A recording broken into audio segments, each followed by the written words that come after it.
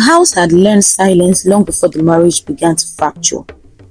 It was not the peaceful kind of silence that comes with rest, but the heavy kind, one that settled into corners, lingered between breaths, and made every sound feel like an accusation. Plates clinked softly at the dining table, yet no one ate. The food had gone cold, but neither of them mentioned it. Ken Okafor sat rigidly in his chair, his phone glowing in his hand. Across from him, Amaka moved carefully, as though any sudden gesture might shatter what little remained between them. She adjusted the sleeves of her blouse, smoothed invisible wrinkles, and finally spoke. "Ken, can we talk?" He did not look up. "About what?" he asked. "Another hospital visit? Another promise that it will happen someday?" Her fingers tightened around the edge of the table. "I'm still your wife," she said quietly. That was when he looked at her. "And I'm still a man without a child." The words landed with a dull finality. Amaka felt them settle deep in her chest, heavy and unmoving. She wanted to argue, to cry, to shout that she had not chosen this body or its failures, but she did none of those things. She had learned that pain spoken too loudly only irritated him. Later that evening, Ken's father came to the house. Chief Okafor did not waste time with pleasantries. He sat in the living room like a verdict waiting to be read, his walking stick resting against his knee, his eyes sharp with expectation. Ken stood beside him. Amaka sat opposite them, her back straight, her heart racing. "In this family," the old man said, "our name does not end in silence." Amaka opened her mouth, then closed it again. "I have tried," she said eventually. "We have both tried. Doctors, prayers, treatment." "Tried?" Chief Okafor interrupted. "Tried does not carry bloodlines." Ken said nothing. His silence hurt more than his father's words. "You are the only son," the old man continued. "Your mates have hers. What are you waiting for?" "I'm handling it," Ken replied stiffly. "Handle it fast," Chief Okafor said, rising to his feet. "A man does not beg the future."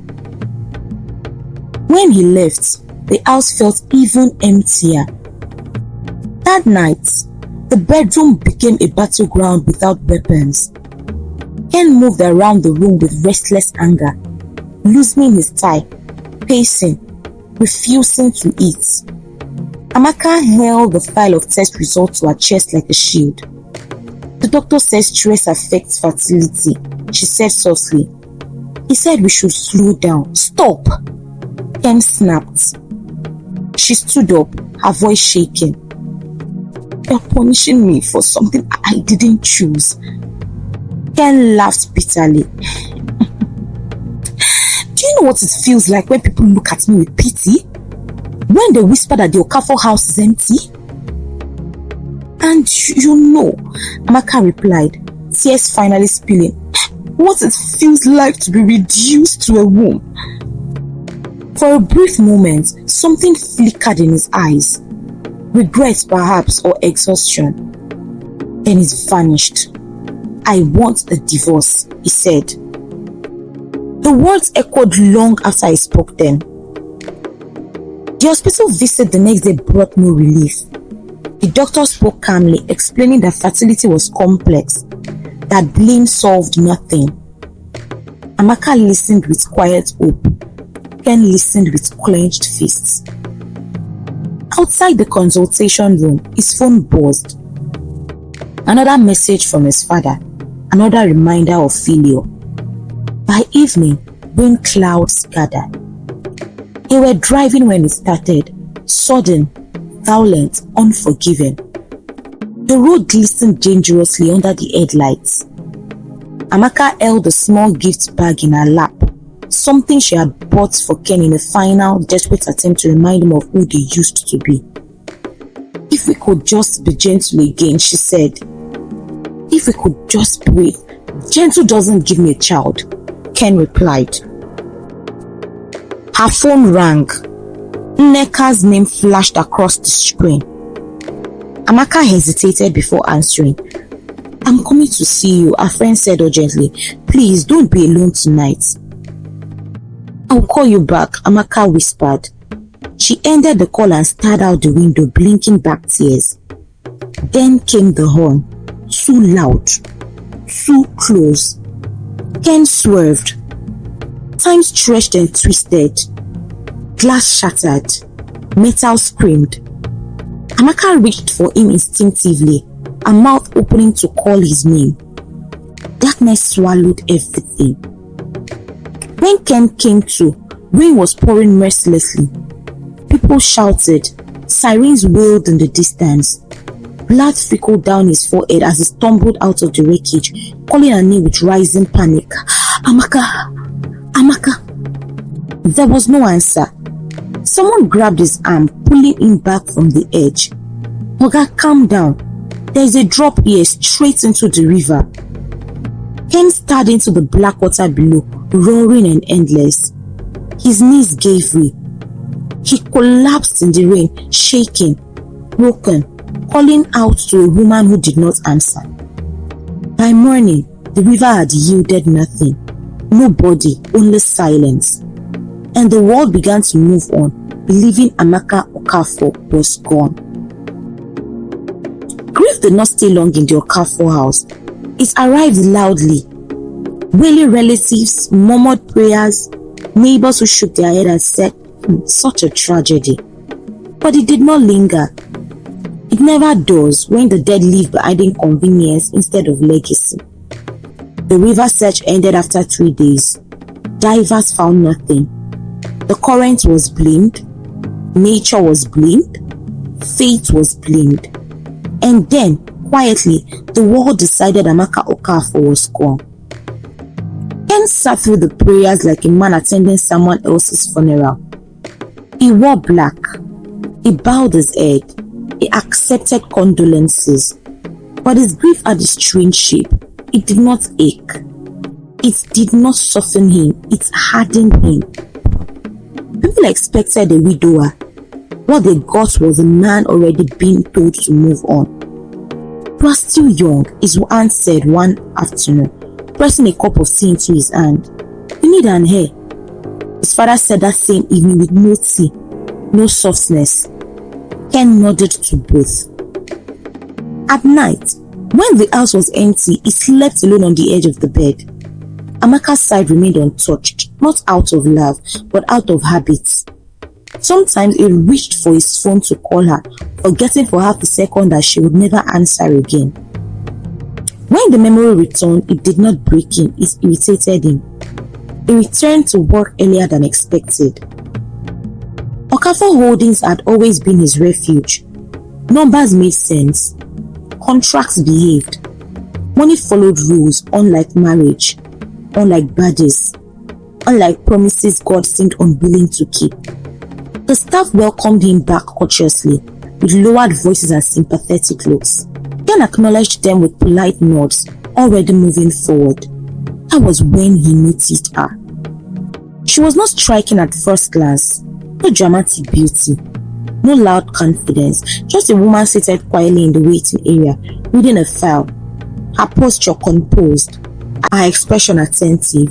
Who is that? Ken asked the secretary. Her name is Lillian, she replied. She was recommended for the internal audit unit. Very impressive background. Ken glanced again. Lillian stood when she noticed him approaching. She smiled, not too quickly, not too wildly, the kind of smile that waited for permission. Good morning, sir, she said. I'm Lillian Moore. Her voice was calm, respectful, measured. Ken nodded. Welcome. That should have been the end of it. But Lillian understood timing. She never forced conversations, never lingered unnecessarily. She worked efficiently, stayed late without complaint, and made sure her competence was visible without being boastful. She asked questions that made Ken feel intelligent for answering them. She listened. When news of Ken's late wife surfaced in office whispers, Lillian did not ask questions. She did not offer condolences publicly. She simply treated him like a man, not a tragedy. That, more than anything, unsettled him. Weeks passed. Lillian became indispensable. She reorganized departments, identified leakages, saved the company money. Ken found himself calling her office more often than necessary. One evening, as rain threatened the windows, Ken paused at her desk. "You should go home," he said. She smiled faintly. "I like finishing what I start." He hesitated, then unexpectedly said, "My wife used to say that." The silence that followed was heavy. "I'm sorry," Lillian replied softly. I didn't mean to." "No," Ken interrupted. "It's fine." And for the first time since the accident, he talked. Not fully, not honestly, but enough. He spoke of pressure, of expectations, of wanting something that never came. He did not speak of cruelty. He did not speak of divorce. He did not speak of his last words to Amaka. Lillian listened with compassion, carefully measured. Not too much sympathy, not too little. Somewhere far away, money began to move. Small transfers at first, unnoticed, written off as expenses, allowances, internal approvals. Lillian handled them with precision, sending a percentage to an account Ken had never seen. She never hesitated, because she was following instructions. Ken did not see the change immediately. Grief had numbed discussion. Loneliness had softened his boundaries. When Lillian suggested helping manage some of his personal accounts to reduce stress, he agreed without much thought. Trust came easily. Love followed slowly. By the time his family suggested he remarry, the idea no longer felt offensive. When he proposed to Lillian months later, she cried. They were convincing tears. The wedding was modest but celebrated. Ken's father smiled again. The Okafor house breathed easier. People said God had finally answered. Lillian moved into the mansion like someone who had been there before. She learned routines quickly, took charge efficiently. Money flowed faster now. Properties changed hands. Accounts were rearranged. Ken signed documents without reading them closely. Why would he doubt his wife? When Lillian announced she was pregnant, the house erupted with joy. Ken wept openly. That night, Lillian sat alone in the bathroom staring at her reflection, her hands resting on her belly. Her phone vibrated. A single message appeared. "Make sure it is a boy." Lillian closed her eyes. Outside, Ken slept peacefully for the first time in years. The pregnancy changed everything. It softened Ken in ways nothing else had managed to do. The sharpness in his voice dulled. The impatience that once ruled his day retreated. For the first time since the accident, he began to imagine a future that did not feel like an apology. He touched Lillian's stomach every morning, as though the child inside might vanish if he looked away for too long. "This house will finally have laughter," he said one evening, smiling to himself. Lillian smiled too, but hers never reached her eyes. She learned quickly that joy was a performance that required consistency. She learned when to cry, when to glow, when to complain about cravings, when to lean into Ken's arms and whisper fears about motherhood. She mastered it all. Ken did not notice the accounts anymore. Money left his empire in smooth, unalarming streams. Property titles were adjusted. Investment redirected. Lillian handled everything with professional ease. Whenever Ken asked questions, she had answers already. Whenever he hesitated, she reminded him gently, "Stress isn't good for the baby," so he stopped asking. At night, after Ken fell asleep, Lillian stepped out into the balcony with her phone. She spoke quietly, always careful, always brief. "It's going as planned," she said once. "It's completely trusting now," she said another time. "The pregnancy is stable." There was always silence on the other hand before the voice replied, measured, controlled and cold. "Don't get comfortable," the voice said. "You are not there to be loved." Lillian swallowed. "I know." As the pregnancy advanced, Ken's family became involved in every detail. Names were debated, rituals prepared. His father began inspecting rooms for the nursery as though claiming territory. "This child will restore everything," Chief Okafor said proudly. Ken nodded, his chest full. "But restoration has a cost." Lillian began to change. Not outwardly, no one would have noticed, but something in her patience thinned. She grew irritable when Ken spoke too lovingly about the child. She avoided his touch some nights. She sat too long at nothing. One evening, Ken found her crying in the bathroom. "What's wrong?" he asked, alarmed. "I'm scared," she whispered. "What if I'm not enough? What if I fail you?" He pulled her close, soothing her fears, unaware that guilt, not fear, had cracked her composure. As the due date approached, complications were suddenly mentioned. Lillian complained of pain. Doctors advised rest, then bed rest, then privacy. She insisted on delivering in a private facility far from the city. "For peace," she said. "For safety." Ken agreed without hesitation.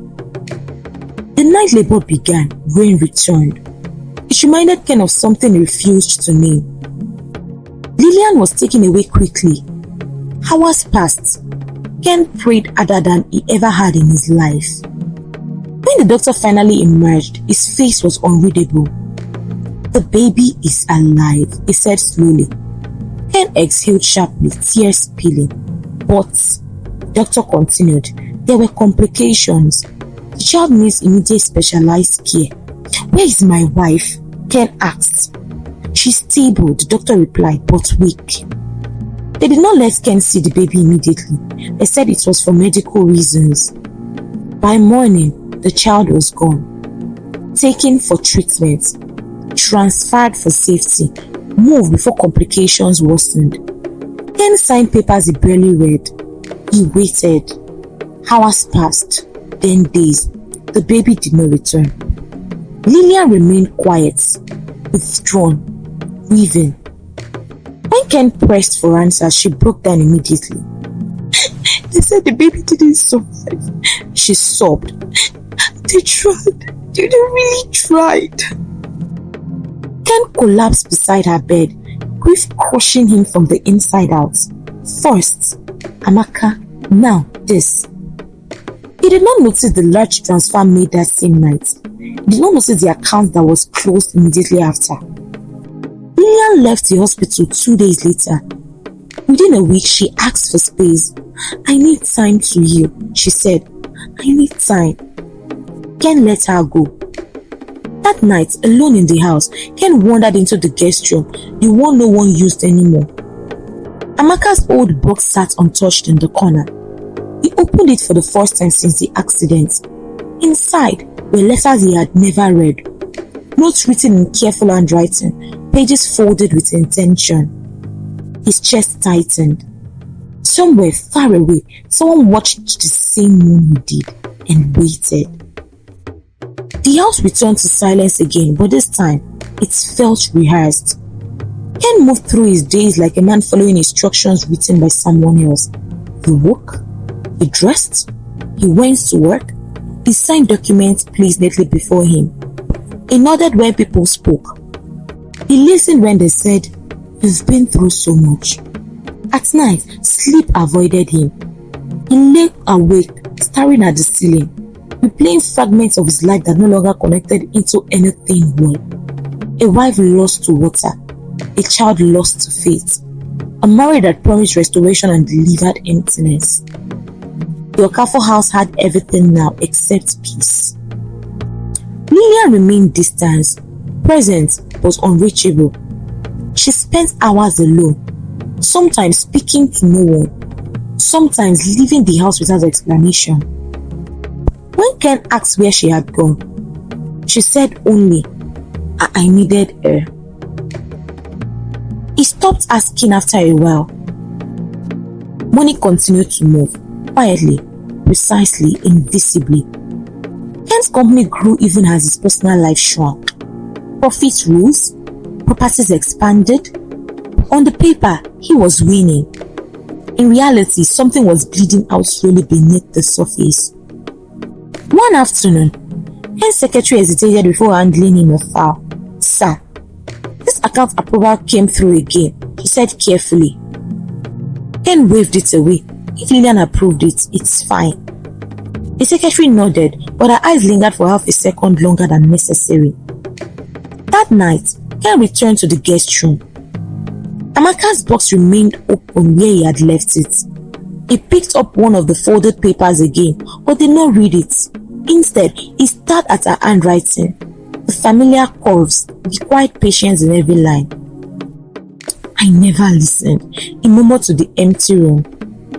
The rain returned outside, tapping softly against the windows, not violent this time, just persistent. Elsewhere, a woman stood before a mirror, adjusting her hair, practicing a calm expression. She checked her phone, deleted a message, and powered it off. Somewhere else, money settled into an account that did not bear Ken's name. And somewhere deeper still, consequences were beginning to form, slowly, methodically, without announcing themselves. Nothing happened that night. No arrests, no revelations, no justice. Only movements. Only waiting. Only the quiet certainty that silence once broken does not return the same way. Time passed in a way that felt deliberate. The Okafor house did not mourn anymore, it adjusted. Rooms were repurposed. Staff changed. Old routines faded and new ones took their place. Where grief once lingered, efficiency settled in. Ken found themselves working longer hours, not because work demanded it, but because the house no longer did. Silence greeted him there, orderly, well-maintained, emotionally distant. Lillian managed the household with quiet authority. Nothing was loud. Nothing was excessive. Every decision came wrapped in reason. Expenses are higher this quarter, she explained one evening, reviewing figures. Inflation, she added, and restructuring. Ken nodded. He had learned that questioning outcomes only led to discomfort. At the company, subtle changes began to occur. Departments merged unexpectedly. Long-serving managers were transferred. A new legal firm was retained without much explanation. Ken approved everything, trusting the system that had always worked for him. But systems change when people do. One morning, Ken received a visit from a man he barely remembered, an old friend from his early business days. "You've grown," the man said, glancing around Ken's office, "but growth leaves footprints." Ken frowned. "What do you mean?" The man hesitated. "Just be careful. Money moves differently now." Ken dismissed it as envy. Lillian became restless. She slept less, ate less. Sometimes she stared out the window for long stretches, her thoughts inaccessible. When Ken asked if she was unwell, she smiled thinly and said, "I'm just tired." He did not press. Instead, he began to notice other things. A staff member resigned abruptly. Another requested a transfer.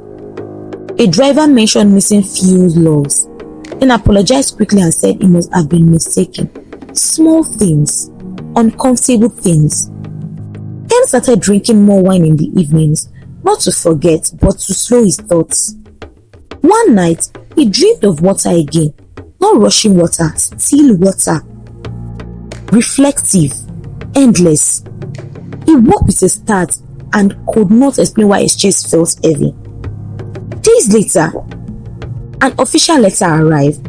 Not threatening, not alarming, just procedural. Request for clarification on select financial activities. Ken stared at it longer than necessary. Routine audits, Lillian said calmly when he showed her. "Nothing unusual, I'll handle it." Her voice was steady. But after that day, she began making more phone calls, leaving the house more often, locking doors she never locked before. Ken noticed he simply did nothing, because acknowledging cracks meant accepting responsibility for what might fall apart. Elsewhere, unrelated events began to ripple outward. A former staff member filed a civil complaint. A property deal stalled unexpectedly.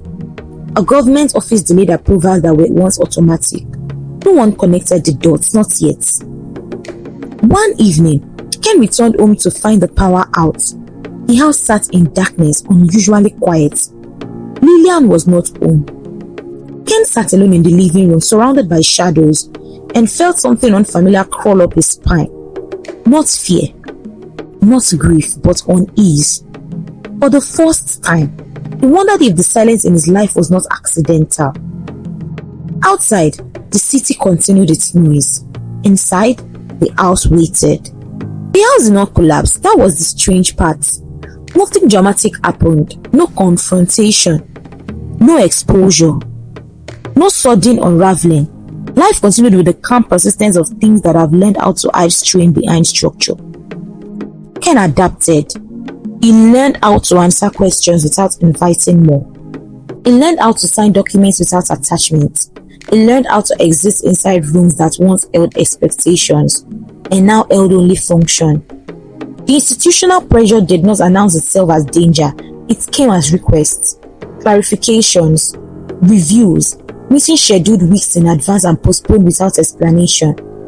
Each one felt harmless on its own. Together, they formed weights. Lillian remained efficient, polite, present. She handled matters with the same calm authority she always had. Her decisions were justified, her explanations sufficient, her composure unbroken. If anything, she seemed steadier than before. The distance between them widened quietly, not through arguments but through absence. Separate routines, separate silences. Nights spent in the same house but not in the same emotional space. Ken noticed, but noticing had become something he did privately. At work, familiar faces disappeared. New ones took their place. The company's image remained strong, but its inner workings felt less familiar. Ken found himself relying on summaries instead of details, conclusions instead of processes. It was easier that way. At home, the guest room door stayed closed. Some things, once sealed, remained untouched. Not because they were sacred, but because reopening them required a kind of courage Ken no longer felt responsible for having. Outside the Okafor estate, life went on uninterrupted. People married, businesses grew, children were born, tragedies happened elsewhere to other people. The world did not pause for unresolved stories.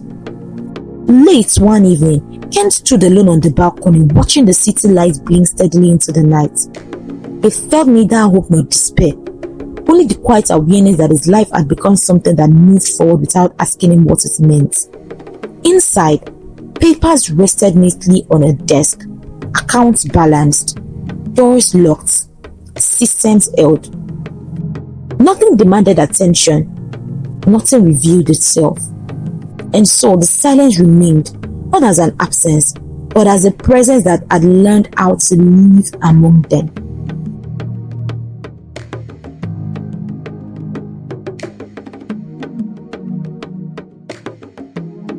I know you enjoyed the story. Ensure to like, subscribe, and share the story. And don't forget to turn on the notification bell so you don't miss an upload. Thanks for watching and bye.